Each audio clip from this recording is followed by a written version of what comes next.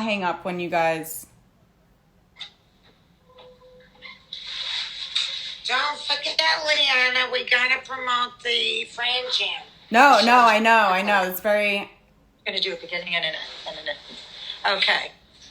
Live. Okay, you guys on? Yeah. Okay, fab. Okay, I'm gonna log off. Okay, guys, I think we all know what time it is. Who's feeling it? I'm feeling it right now. Also, can anyone guess what I'm wearing? Whew! It is hot. Maybe I should play a tune for you guys. Okay. Let's see what is going on. Do you guys remember this? I remember this one. Okay, let's see. Who is logging on? Oh! Let's go. Okay. Woo! It's hot in here, everyone. Guys, hello. I'm schwitzing in the Cavalli right now. It is. Even with the one sleeve off. I know. Listen, I can't take it all off right now. Maybe later. Brenda, hello. Fran, hello. Brenda Cooper, who designed the nanny costumes. I know you guys created a legend. So wait, Fran, I have to do my Neverborn's intro. It is a tradition. So can I just give you a little taste of it? I'm totally down. I can't wait to hear it. Oh, okay. Listen, so here we go, guys. Is it okay? No, I think you're good. It seems to me that you've reached 1-800-SCHMATA-SHRINK, the hottest and only closet therapy hotline. The talk is cheap, the advice is priceless, and I'm going to teach you how to cleanse your closet. My name is Liana, and today on Neverborns, I have a very special guest who needs absolutely no introduction, but I'm going to give her one anyway. Please welcome the fabulous Fran Drescher of The Nanny. And might I say, my personal Ashkenazi beauty queen. She has a very exciting weekend coming up and some fantastic clothes. And her stylist, Brenda, the costume designer of Fran Drescher and The Nanny, is here to join us. This is epic, everyone. Please tune in and welcome, Fran. Hello. Hi, how are you? That was some intro. I know. Listen, I was practicing all day, really had to, whew, it was hot. It is so fabulous that you two are here. I know that you have an amazing weekend coming up. For everyone who does not know, Fran is, we all know that you're amazing, but you are a cancer survivor. You founded Cancer Schmancer, which is a nonprofit, and it's aiming at education. And also you helped get some laws passed, which is amazing too. And this Sunday you have the Fran Jam, which I might say Cyndi Lauper is performing. Hello, yes. That's me. Cyndi Lauper, Cynthia Erivo, Jackson Brown, Catherine McPhee. Oh, there's just, and of course, Ann Hampton Calloway, who sang the Nanny theme song. Oh my God. So everything's coming full circle. I love this. You are, if where I go, Fran find us. Oh, we love that. I feel like this is amazing. We should, I'm excited to see it. I'm excited to watch it. And wait, what are you going to wear, Fran? Honestly, I think I haven't quite decided yet, actually, but it's going to be great, and it's kind of casual, and it will air 9 p.m. Eastern, 6 p.m. Pacific, but then if you don't catch it when it drops, you can watch it because it'll be streaming for a couple of weeks more, and it can be seen on the Nanny YouTube channel, Fran Drescher Facebook Live, cancerschmancer.org, and Cancer Schmancer Facebook Live. So any of those platforms, it can easily be watched. It is free, people. So please go, because it's just so great. And we have also really great people making testimonials, some celebrities.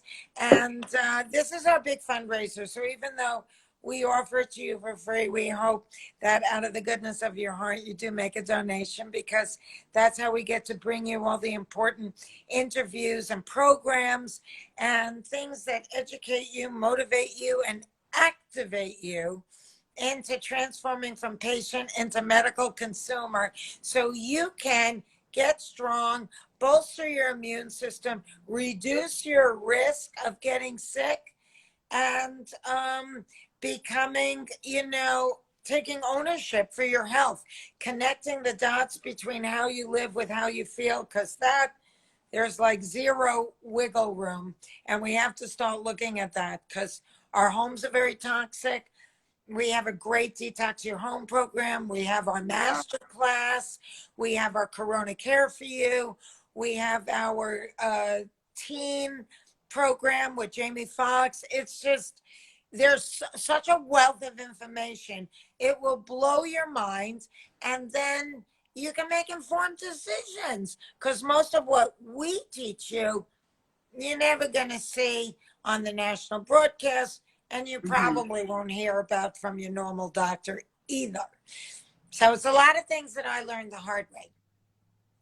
I mean, this is amazing, and you're doing it now. I mean, you're transforming this whole narrative. This is great, Fran. Yes, thank you, and well put. And I really do think that we're pivoting the way people think about their health. And catch it on arrival, 95% survival. So when it's in the whisper stage, that's when it's most curable, and that's when it's easiest to ignore. Do not do it, people. Start saying to yourself, well, this could be nothing, but God forbid it's something.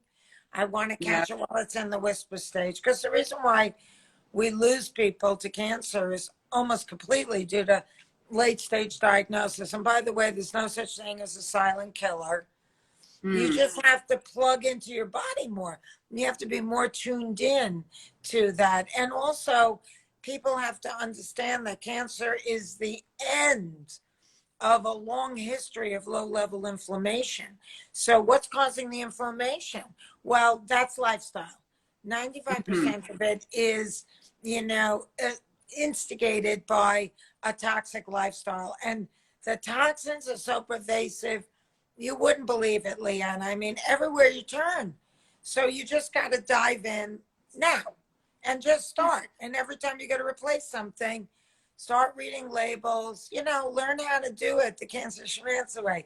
Follow the Fran plan. Listen, I love the Fran plan. I want to eat a salad now. You're making me think. It's important. But it better be organic. Oh geez. Yeah. See, I'm learning little by little. Yes. I know it's a work in progress, and it's a lifestyle change. And you just keep going deeper and deeper and learning more and more. And you get your family and friends hooked on it. And before you know it, you're shifting a whole consciousness and paradigm. Oh, wow. Whew. Oy vey. You really know it. Wow. This is amazing. Fran, well, listen, I'm excited for Sunday. I'm excited to see everyone there. Do you want to kick it off? Yeah, sure. You want to show me the first? Never worn? Brenda thought that I should start with the oldest item. So this is from Spinal Tap. See? Bobby Fleckman. Bobby Fleckman. I mean, that's Bobby Fleckman, because you guys came together on The Nanny. This is like full circle. I love this. Wait, so who makes it? Tell me a little bit more about it. I think that this came from a store here in Los Angeles called Strip Thrills. And the thing about Spinal Tap was it was very low budget, so you kind of had to bring your own clothes. Could have fooled me. I'm very used to doing that, because my clothes are better than most wardrobe budgets on a lot of projects that I do. So I ended up wearing that, but I already had it. Or maybe I bought it knowing I was doing that. I can't quite remember now. But Peter would know, my gay ex-husband. Where is he when you need him? We all have one. It's black, honey. The what? The New Black. Oh yeah, there you go. I probably have a few. So wait, I mean, the interesting thing was Bobby Fleckman. She came back to the nanny. I mean, so there was like the two of you Yes. together. Yes, we thought that that would be fun because, it was a different character and a different look. And we thought, let's try doing like a split screen. And I would play Fran Fine and then I would play Bobby Fleckman. And that was really fun. We did a lot of really creative and imaginative things on that show. I actually did something with Lucy Ricardo from the I Love Lucy show that CBS kind of asked us to put together. So they took a clip from the I Love Lucy show and put it into a scene, and it looked like we were talking to each other. And that was a lot of fun too. Wow. And wait, was Brenda with you when you started Spinal Tap? When did you two meet? No, I met Brenda when I was booked on a CBS series called Princesses with me and Julie Haggerty and Twiggy, the one and only. Oh my God. And we only were picked up for, I think, like 9 episodes or something, but only 7 aired. And then they pulled the show. And Brenda was working on that show, not even in the lead position, but I knew that she was just incredible. And she really knew what she was doing. And I'd never met any costumer that really worked so much from the inside out, like really starting with the undergarments as being a key component to how the clothes were going to fit and look. And, with shoulder pads and this and everything, she just knew how to do it. And I said to Peter, because I was already manifesting that I wanted to be on the inside in a big way or get out, because it was too painful for me to creatively have to work for people that I didn't feel were on my level. And I'd rather make money some other way than sell my soul. So I was already manifesting that I wanted to be a producer of my own projects. And I said to Peter, having that, vision board going, that if ever, we get a show going, I think that Brenda should be the one to be our costume designer. I did that with Ann Hampton Calloway too. I went to a club in New York. This is all, like pieces being presented to me before the nanny happened, before I even thought of the nanny. I was meeting people that made historic difference to the success of the show.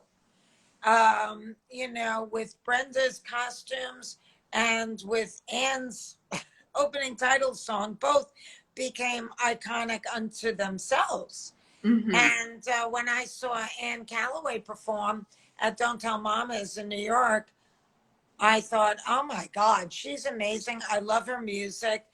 And I said to Peter again, if ever, we get a show, I want her to do the theme song. So, and there was a commercial running then, an animated commercial. And I said, these are the people that should do our opening titles. We didn't even have a show yet, but we were collecting great talent. And every single thing that was presented to me prior to actually selling the show, we used. And, they made like an unbelievable world of difference. So you got to believe in divine intervention. And you got to see what the signs of life are presenting to you. So often people are like looking in one direction and they don't have their field of vision wide enough to be able to see that opportunity is knocking. Yeah, I don't have a show, but I know she's going to do the theme song. Yeah, I don't have a show yet, but that's the one I want to do the costumes. And, love that commercial animation. that's going to be my opening titles. So, it just all comes together if you allow the universe in. Wow. Oh my You God. want to see another outfit? I mean, wow, that was the best philosophy ever. Yes. This Ooh, is a Dolce & Gabbana. quelling And over it's here. got a whole lace back and lace arms. There's a lot of publicity pictures that were taken by CBS. I mean, like professional publicity pictures for the first season of The Nanny. And I remember when I was wearing this, I had like these big gold hanging earrings that I wore with this. Nowadays, I would never accessorize it like that. But in the 90s, we were wearing a lot of great costume jewelry, and that absolutely doesn't fit me anymore. I don't think if I was that thin at my age now, I would be able to carry the weight being that thin. I think that if as you get a little older, you gotta carry a little more weight, and everything kind of looks better, I think. I mean, I You like. replace the collagen with fat, and then it still looks good, holds up.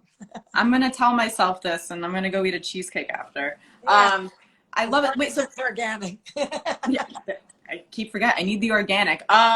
These are Oh, Robert Clergier. I wore these on the Nanny. Cleasury. I wore these on the Nanny constantly. And I have them in brown too. And they went over the knee onto the thigh. And I wore them with like a legging. Very often Brenda would put me into a vest like this oh my! Here we go. with a white blouse. This is a Moschino. Very appropriate for now because it's Pride. Hey, I Yes. just got a big award yesterday, a Hero Award from the Jim Owls Pride Awards Night. That's a kind of very liberal, democratic, LGBTQ plus group. And so I was really happy to be honored in that way. And this is another vest that I wore a lot on the show. And ruffled blouses, white blouses, turtlenecks. The nanny, she took care of children. This was the original turtleneck, this one. This is the original turtleneck But I would put you in. of the nanny. It's a BCBG. Oh, we love BCBG. It's kind of stretchy and, nylon-y feeling. I don't know whether did we shorten this turtleneck? No, but we used to put zips in because Fran's hair was so big that couldn't put this over her hair. So we had to put a zipper in all of them. I think we've got a zipper in this one. Here's a burgundy one. No, that one doesn't have a zipper. Yeah, this is beautiful burgundy. too. Some of the turtlenecks we lowered because I didn't like if it grabbed at my gorgle. Let's show them this. We did an episode of The Nanny where we went to Paris, and we actually went, and I wore this Ralph Lauren. Now the jacket still fits. I do have nanny jackets because those things still fit me. The pants wouldn't fit me, but here are the pants. I remember this look. You showed it in Vogue's Life of Looks. Yes, I remember. And I actually wore that BCBG turtleneck tucked in with a black belt, and there was room to spare, and that was a size 2. But I was working really hard to stay that weight. That's not my natural weight. My body really doesn't want to be that weight. So, and I think that the stress and everything, and then my marriage started to fall apart, and then I started to get symptoms that were going undiagnosed. So it was this cacophony of stuff. I was thin, but miserable. I mean, yeah. Sounds like me. Just kidding. Wait, so I have a question. So you and Brenda worked so closely together for years and years and years, and you've recently been posting these images of yourself in the clothing. So do you guys, like, how did you Well, I work with Brenda constantly. all the time? She worked on The Nanny. She worked on Happily Divorced. She does almost all my, not all of them, but, you know, many of my PR things, whether it be magazine editorials, covers, you know, red carpets, which don't exist right now, but you know, we're constantly doing things. I just did, you know, The Nanny is now on HBO Max, and we just did a big shoot for them to promote The Nanny on HBO Max, and that was when she so cleverly said, let's suggest Fran Fine, but make it more modern, as she says. And so she brought that fabulous Moschino rainbow vest, and we wore it with a black silhouette underneath, but the skirt was a, you know, over the knee pegged skirt. Yes, from Walford. Saying Oh. they have nice pieces. You wouldn't, you know, ever think I'm going to go there, but Brenda's very much, and you could see this even on The Nanny, about coming up with a very classic silhouette and then accessorizing it differently, whether it be a fantastic blazer or a vest or a chain belt. You know, there's a million ways you can do it. This is the chain belt. Did I wear I don't know this? if you wore that specific one, but that was a classic gold chain. Oh, wow. Who makes it? On the hip. In the pilot, I wear a cat suit, a black cat suit with a chain belt. And that was when Mr. Sheffield comes, after he's fired me, he comes to my mom's where I am, and he hires me back because he misses me. Oh, I mean, I would hire you back in a heartbeat. I would never fire you, Fran. You know, me and Charles Shaughnessy, who plays Mr. Sheffield, he and I are going to be on Celebrity Family Feud. Oh my. I Wow. think our episode is going to air mid-August, so watch for it. It's on weekends, I think Sunday nights, if I'm not mistaken. And we're on opposite teams, but both playing for Cancer Schmancer. Oh, I love that. Yeah, so in the end, it didn't matter which team won. He and I are the ones that go for that final. I don't even know what it's called, but you know, where they list the questions and one person's off stage not hearing your answers, and you got to reach like 200 points to get the big money for the charity. So I said, I want to go first because that's the easier one. And I'm not good at game shows. I've never done a game show before, but I wanted to raise money for Cancer Schmancer because it's been a difficult year through the pandemic. We haven't been able to do our major fundraisers. So that's why we really need the support of our audience who's going to go to Fran Jam. I know. Everyone, please tune in on Sunday because it's going to be. I'm excited. I want to see this. I want to see the look that you're going to wear. I want to see Cindy perform. I'm into this. This is so fab. And wait, so Fran, I have a question because you know you're from Queens, Kew Gardens girl, right? Kew Garden Hills. Oh, okay, got it. Okay, I so think you know. Kew Gardens was a little more upscale. Oh, I used to live in, when I first moved to the city, I lived in the shtetl of Briarwood with two Russians and a parakeet. Very small apartment. But I have to say, like. So you were in Queens? Yeah, I was. When I moved to the city, or, you know, whatever, New York, Massachusetts. Oh. I'm a transplant. But so when you first made it big in like showbiz, like, was that the Dolce? Did you buy that? The Dolce, or did you buy something else? Like, how did you treat yourself?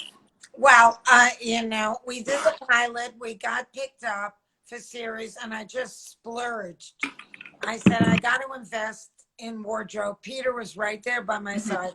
He wasn't out yet, but, you know, he was there shopping with me. And I'm like his muse, his Barbie doll, everything. So we went to a place here, Fred Siegel's, and they had a little boutique within the store that had all couture designers like Dolce and Gabbana. And that season, they had unbelievable clothes, Dolce. And I bought a fantastic Harlequin Todd Oldham. We And love I Todd Oldham. bought that lace Dolce. And I bought another Dolce that, it's that the white pants were behind it, those white pants. But the jacket is in that closet on the left. What? On the left there. Yeah. This was also a Dolce suit. I bought it all at the same time. I spent a bloody fortune. And I bought a pair of Manolo Blahniks that were, I think they were like $500. And I had never spent $500. Now, mind you, we're going back almost 30 years. So I would say that buying a pair of shoes for $500 was the equivalent of now buying a pair of shoes that's at least $1,000, maybe $1,500. Do you see it? Yeah, look at this. This is another Dolce. Now, another. The pants was separated from the jacket because I actually can still wear the jacket. It's absolutely incredible. The pants do not fit, but they're peg pants. See the bottom, and it's just the most incredible suit. It's really a frustration for me because there are some people like I did Happily Divorced, and Rita Moreno played my mom. Rita is basically the same size her whole life. She has never outgrown any of her clothes. Oh, a blessing. And, that's not me, but she's naturally petite and has always been petite. I'm naturally chubby. So, if I could be around 140 pounds, that's when my body feels like, okay, we can relax into this weight. It's all good, but when I was doing that, I was at least 20 pounds less than I am now. I mean, Fran, but I have to say, everyone in the comments, because I can see them, they're coming up, they're saying how beautiful you look. You look the same. I need to know the skincare routine eventually, because I mean, this is. Well, I have to tell, you and everybody that's interested, because skin is part of the liver system. And people don't realize that. They go running to the dermatologist. Oh, I've got eczema. I got, acne, whatever it is. But truth be told, nobody ever really looks at their liver. Yeah. And it's all about a clean liver. If you have a healthy liver, that's like the carburetor of the body. And the blood that passes through the liver comes out clean. It's not going through this like toxic mess of all kinds of impurities that get stuck in the liver because you are putting so much crap in your mouth and also exposing yourself to stuff. So I can't really impress upon you enough that, to live pristinely is everything. But then also to live purely in your heart. That's also important. Unraveling angst from childhood or whatever, and getting connected to your heart wisdom, which is your soul, and really being able to, make kindness and compassion your compass, and know that every single day you're going to be faced with opportunities to make the right choice on your journey of, self-refinement. And sometimes you're going to mess up, but it's okay. You own it. You say, you know what? Next time the universe presents me with that situation, I'm going to do this instead. And trust me, before you know it, you're going to have another opportunity to elevate yourself in becoming a better person. And it ain't over till you are. I mean, this is this is great advice. I mean, if you look at really mean people, it all goes to the face eventually. Even no Yes. matter if they're gorgeous, it sits there and you can tell it's reflected. So, I mean, I think there is for sure, like, as someone just said in the comments, you need to schmata your soul, your energy, Yeah, cleanse if it. you don't unpack the stuff that's your pain, Mm-hmm. it's going to show, but Yeah. also you can't really fully be in the love if you don't love yourself. And it almost sounds cliche, but the older I get, the more that I realize that that's what it's all about. You start on your inside, you unpack all that angst, and then it doesn't get projected out as much, and you learn how to not be reactive but take a Mm-hmm. beat, and really think about what is the more refined, higher, more evolved, more loving way to respond to this situation. And that's a daily practice. I mean, I became Buddhist and I found that there were really helpful tools Mm. in the Buddhist philosophy. So now I'm kind of like a Buju, Liana. Oh, a buju. I mean, sign me up. I'm Catholic, as you can tell. So you could be anything and follow a Buddhist philosophy. That's true. That's true. I like this. You're very like. There's so many layers to. We grew It's up watching true. the what? It's true. It's true. I I don't know. My whole life, I've taken things in as opportunities to learn. Even when I was like a kid, like a Mm. child, I would think, this is like a life lesson. And to this day, I'm still recalling the life lessons I learned when I was a kid. Did you do you remember anything in particular, out of curiosity, that Like um, I, I went on an audition and I was still in high school and it was for a commercial and I was living at home with my parents, of course. And we lived in a neighborhood where I had to take 2 buses to get to the train to get into the city. So, I blew my hair out perfectly and put the makeup on and the mascara and got dressed. And I took the 2 buses and the train into the city. And then when I had the audition, it was like, I don't know, I got in my way. I felt self-conscious. I didn't give it my all. I didn't feel comfortable doing what they asked me to do, which was, more kind of stupid. It wasn't like, didn't compromise me in any way. It was just, it felt so silly. And I felt embarrassed by it. And I didn't really do it good. And I knew I didn't get it. And on the train ride and the 2 buses home, I was so filled with regret and remorse. I thought to myself then, I'm never going to do that again because this feeling of regret is worse than if I had just freaking gotten out of my way and done the audition and given 150% of myself. So to this day, I do that, remembering that young girl I used to be. And I remembered her when I ran into the president of CBS on a plane to France.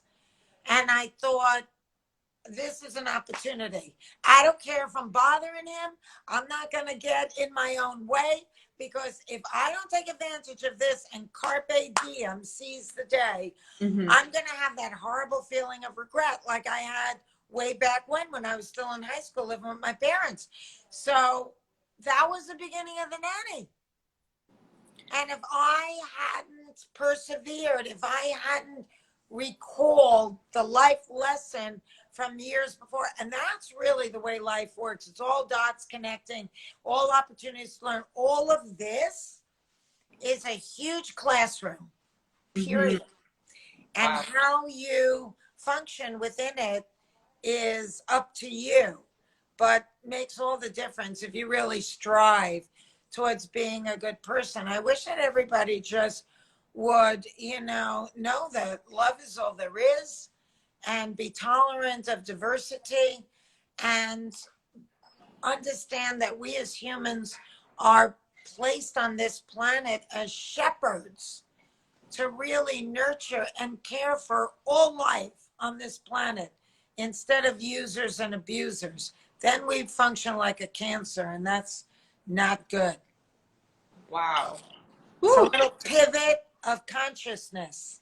I love this, but I mean, also, I mean, that sort of perseverance is reflected in The Nanny. I mean, the first episode is you going to the Sheffield's house and, like, you're kind of being turned away, and then, you're like, I need this job, I want this job, I'm going to do it. I mean, it's all interconnected. Correct. Which is- Well, a lot of that show, was inspired by my own experience because I created it and I was writing the stories for every episode.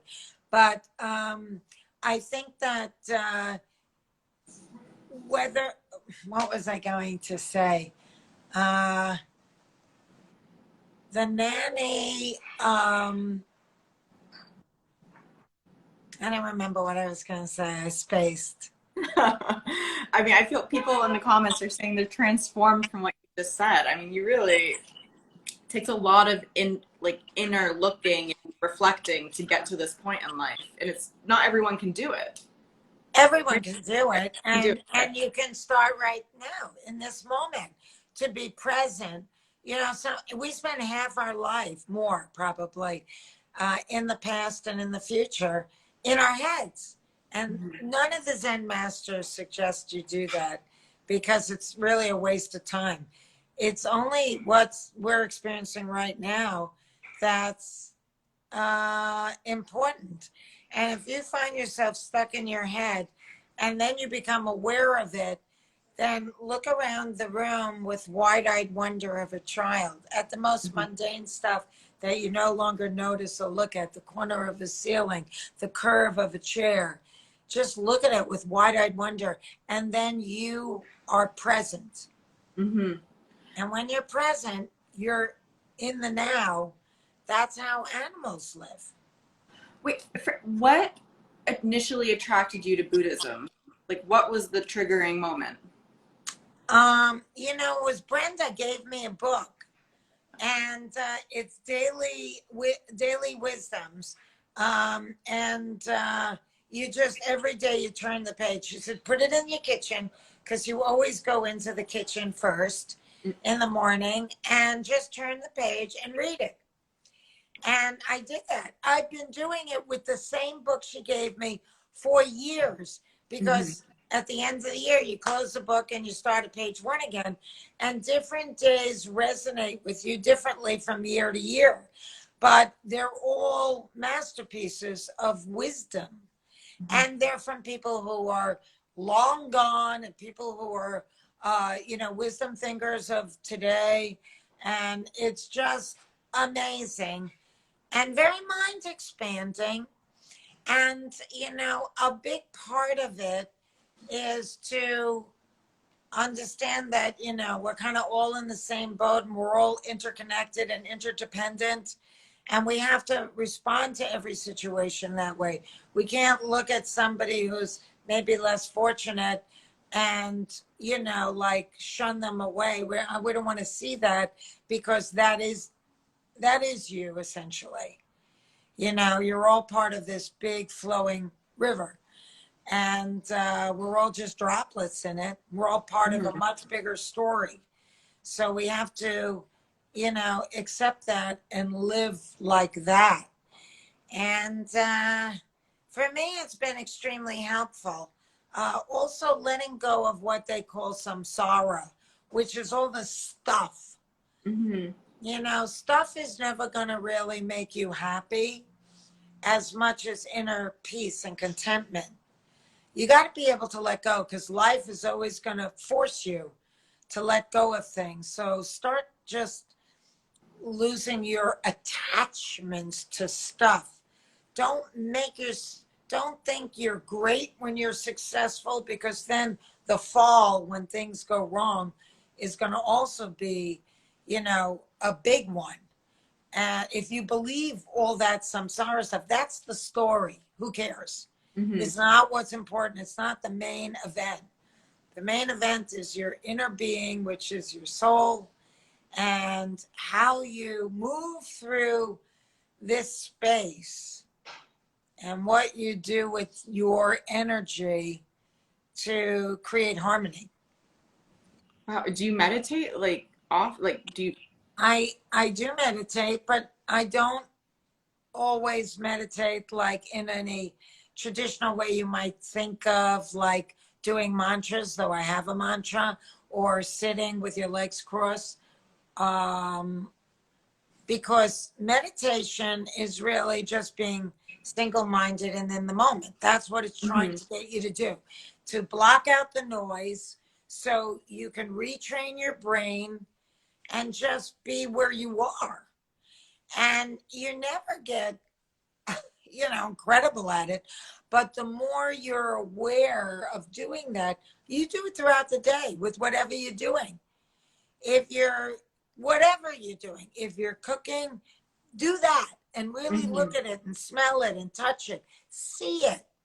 If you're arranging flowers, then do that. If you're just taking a walk with a friend, then be in that walk. Get out of your head. That's what meditation is all about. And then when you speak to people who are great wisdom thinkers that are alive today, like, Eckhart Tolle, for example, or Deepak Chopra, their life is dedicated to being in a meditation. They don't need to do a structured exercise. They're always bringing themselves back into the moment. Here in LA, we drive a lot. We're always in the car. Some people have road rage. They're like, I'm stuck here. I can't get to where I want to be. Well, this is where you are, man. So be in this moment. And I'm always saying when I'm stuck in traffic, and this is all stuff just I learned from being Buddhist, this is where the universe wants you to be, because this is where you are. So look around. Look around. Sometimes I'll notice like a flag waving in the breeze. I'll see a gorgeous palm tree. I'll see somebody in the car next to me singing at the top of their lungs in the car. I will see and experience where I am. And that's what makes life, fulfilling. But that's the practice of meditation. Just keep pulling yourself back into the moment and appreciate where you are and look at it, see it, be in it.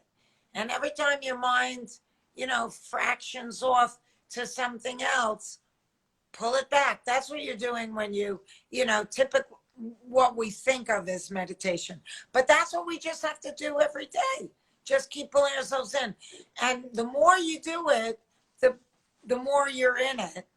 And the more you're experiencing your life. So when you get older and your time is running out, you're not laying in the bed thinking, where did the time go? How did I get to be this age? What happened? Well, what happened was you're freaking in your brain, in your mind the whole time, and you were concerned about stuff that is not to be concerned with. Let me tell you something. I collect art, and what they never tell you when you're buying art is how much you fall in love with it, because it's really an investment. You can't, if you want to sell it or invest in something else, you got to let it go. But life is about letting go. I remember, this is another example. There was a year when I lost my uterus, I lost my dog, I lost my car, and I lost my piano because the dog couldn't be a dog anymore, too old, 19 years old. The car couldn't be a car anymore, also a little older than that. The piano couldn't play anymore or hold a tune. And the universe was saying, honey, let it go. Let it all go. And so when I was offered an opportunity to sell this painting, I had thought about selling it.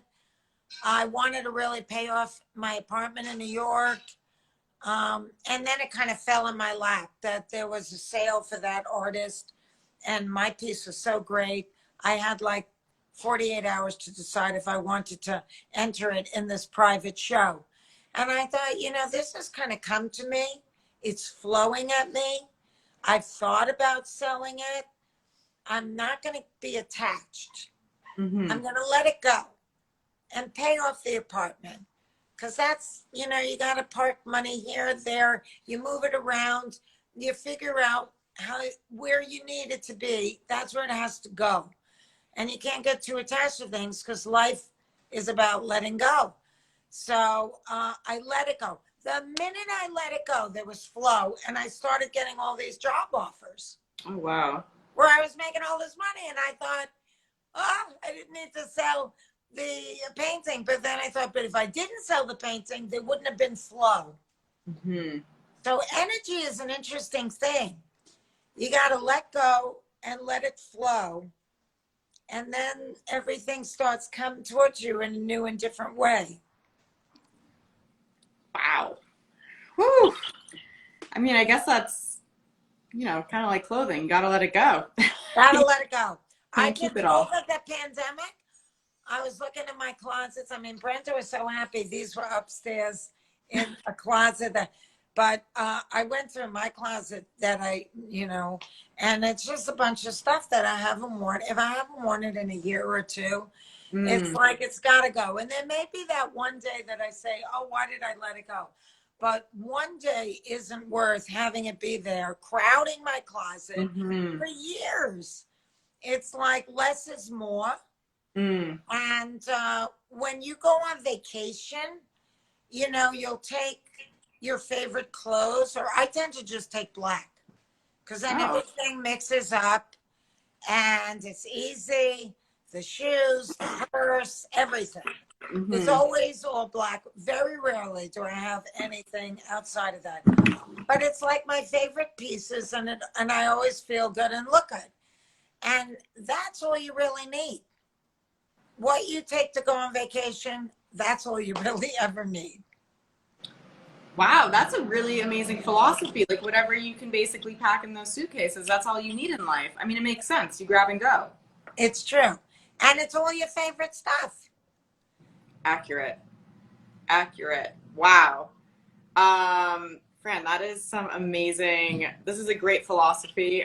I feel like everyone, they came for the clothes, but instead we got this amazing, the Bible according to Fran. I mean, I love this. It's really eye-opening. I'm so glad. Well, thank you for letting me pontificate. Listen, I want to convert to Drescher's religion. This is great. Wow. Okay, I have a question. Now I feel like I can't go back to clothes now. I mean, you really just, it's so heavy. Well, that's okay. Go with the flow. I'll go with the flow. I'll take a page from you. So, I mean, there's some very skimpy looks on the nanny. And I want to know, was there ever, a wardrobe malfunction? Was there anything like what? Some stuff like I was like, one wrong move, all comes out. Yeah, I don't really recall anything like that happening on the nanny.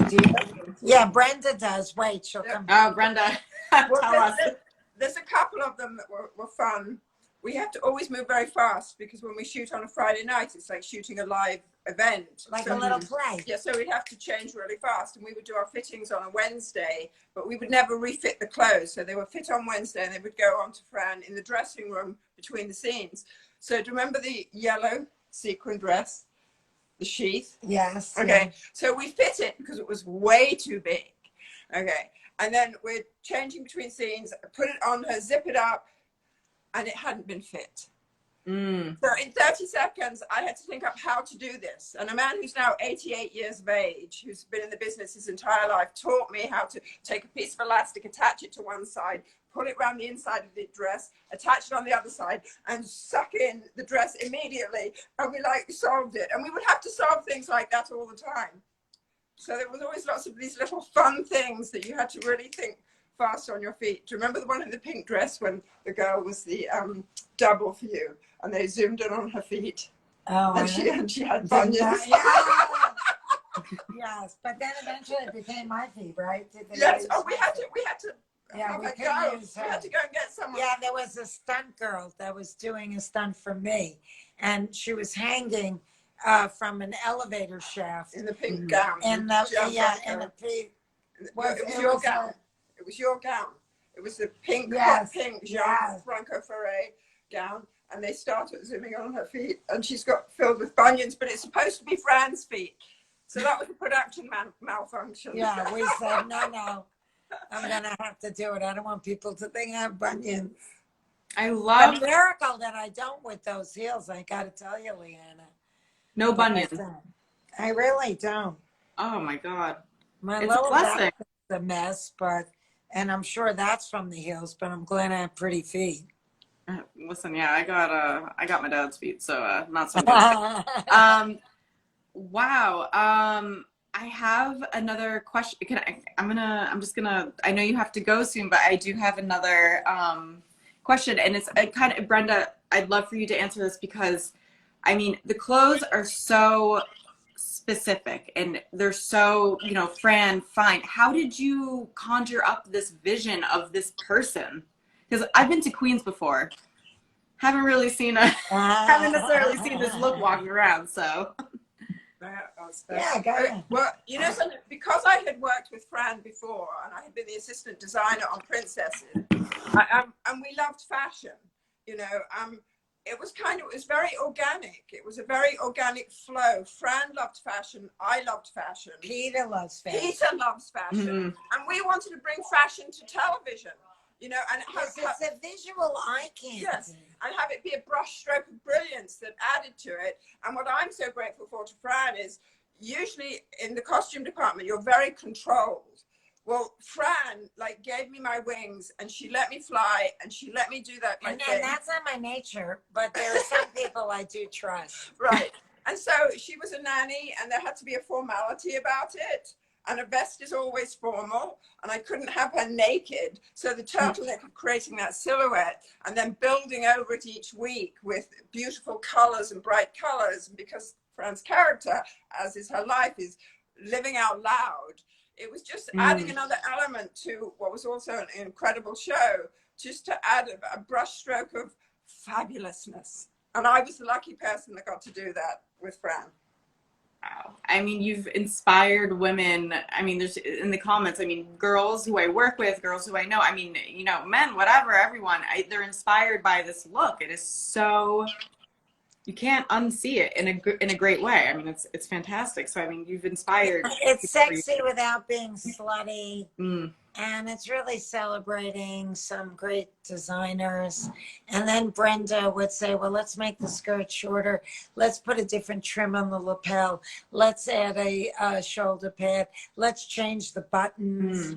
There was always very often some adjustments. Like the robes, the robes that became so famous. I always the Chanel robes. I always put a shoulder pad in that robe to add something. The job I had done before getting this job with Fran, I had worked with Faye Dunaway on a Columbo episode, and they had made a 1940s dressing gown for her. So I thought, let's add some pizzazz to Fran's dressing gown. So those dressing gowns always had a shoulder pad in them, and landed up becoming such a fabulous statement. I wish I still had one. I forgot to put on my, maybe I should have put on my Instagram to tell everybody that we were doing this. Will they know?